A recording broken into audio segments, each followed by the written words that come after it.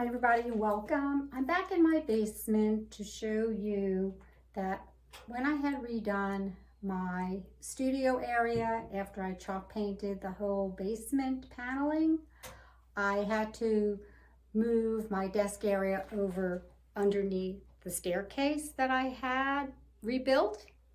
And so the staircase, which is over here, now has my desk underneath it, but there's no light, and I'm basically looking at the back side of the staircase, and I'd like to add something to go from here to there so I can look at something nicer and suspend some lighting over here. So that's going to be my job or my task for the week. I'm going to try to find a way to suspend some kind of a panel or a curtain over that area.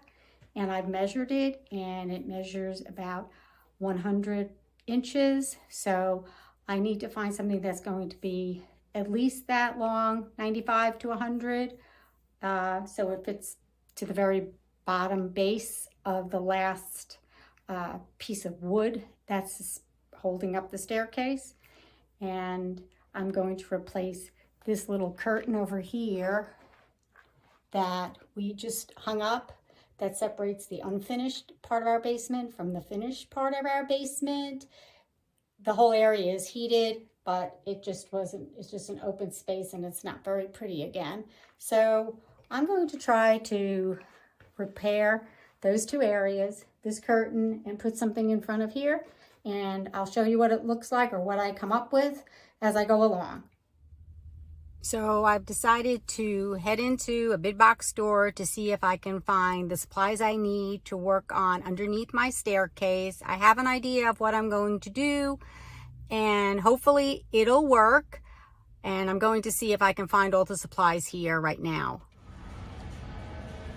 So I'm in the window department. I'm looking for tension rods, and I found them. 28 to 48 inches, $3.99. I already have one at home, so I need two more. So I'm going to pick two of these up right now. So you're going to have to excuse the noise from their air conditioning or heating vent, but they do have curtains, but all of them are like blockout. They're not really what I want, and they're all way too short. Most of them are 63 or 84 inches, so I'm going to have to look somewhere else. So I'm in the place where you buy lag hooks, and I found this silver one, and I've already checked it against the rods to make sure the rod goes through, but it won't pull out with the rubber cap on the tension rod. And I found packages of gold brass ones, so I'm going to just buy those. I need 6, so I'm going to buy 2 packages, and they should work fine. So right now I'm back in my car. I finished shopping at this one big box store.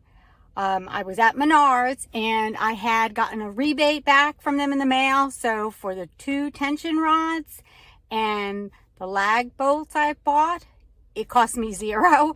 And that's just for me because I had this rebate. But the tension rods were $3.99 each, and they were 28 to 48 inch tension rods.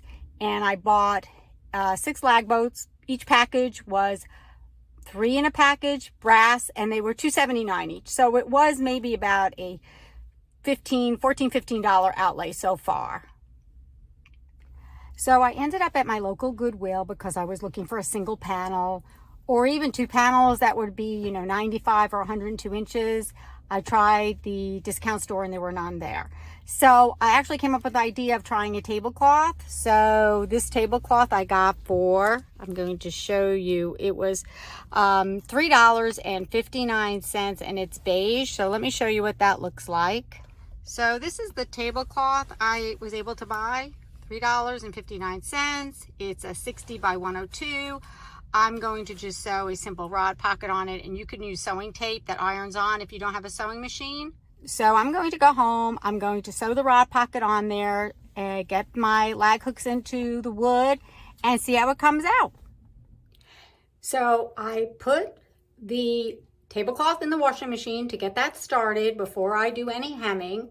And I'm going to start to make the holes for my little screw hooks here that I bought.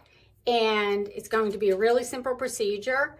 I'm going to use this little tool called an awl, and I'm going to use my hammer, and I'm going to put one of these over here and one of these at the other end here, so I can suspend my rod through it like that. And I'm going to do this 3 times, one at the top, one in the middle, and one at the very bottom. So after I took the tablecloth out, I made a 1-inch rod pocket at the top and the bottom. I have a sewing machine. You can use iron-on hem tape to keep that together. I remeasured so that I have 2 equal sections because I'm using just 3 rods. And my middle rod, I wanted to be in the actual middle section of my tablecloth. So I actually repositioned it. So here, where it would look like I might use this as my middle board, I did not. I hung it lower here so that I have now 2 equal sections here and here. And again, these are just simple tension rods. So they're very easy to put through these little eye hooks that I bought. And to get the eye hook into the wood, I use the awl. Like I said, I just hammer to make the hole to start it. And then I just easily twist the hook into the wood. And if your wood is super hard, you might need to use a drill, but I didn't need to do that. So this part, I said, might be opened. It doesn't bother me, but I can use either double-sided Velcro or I can use a staple gun, which I have if I want to hold it in place. But right now, this is how it looks from behind. So I have one rod at the very top here. I have my middle rod there, and I have a rod all the way at the very bottom. And for my purposes, it looks really good. I'm going to probably just put my desk back for now, and I'll do some additional features. And when I do, if I do some, I'll post them and I'll show you what I did to further enhance this area as my workspace. If you like this video, give it a thumbs up, a like, a share, and subscribe. Thanks for watching, and I'll see you next time. Bye.